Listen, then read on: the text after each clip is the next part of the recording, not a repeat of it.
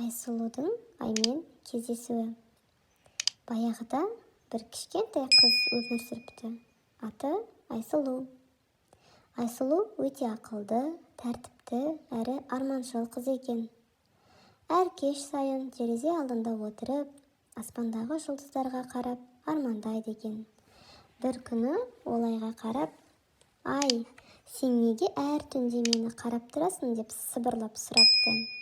Кенет терезеден күміс сәуле құйылып, бөлмесі жарқырап кетіпті. Сол жарықтың ішінен ақшыл көгілдір киім киген, күлімдеген бір сұлу бой шығыпты. Бұл ай екен.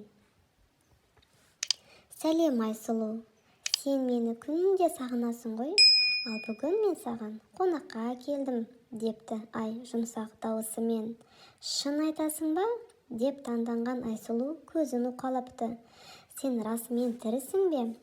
«Иә, мен саған арман әлемін көрсетуге келдім», депті де ай оны сиқырлы сәулеге орап, екеуі аспанға көтеріліп кетіпті. Айсұлу аймен бірге жұлдыздардан сырғанап ойнапты, бұлттардың үстімен жүгіріпті, тіпті ай қоянымен де танысыпты. Ай қояны оған ай сәулесінен тоқылған ойыншық сыйлапты. «Айсұлу», депті ай қоштасар сәтте, «сен армандай бер, арманың сені ертегі әлеміне апарады». Көзін ашып қалған Айсұлу төсегінде жатқанын көріпті.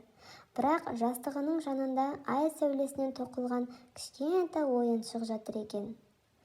Содан бері Айсұлу әр түн сайын тәтті түс көреді екен. Өйткені ол армандай білетін қыз еді. Соңы.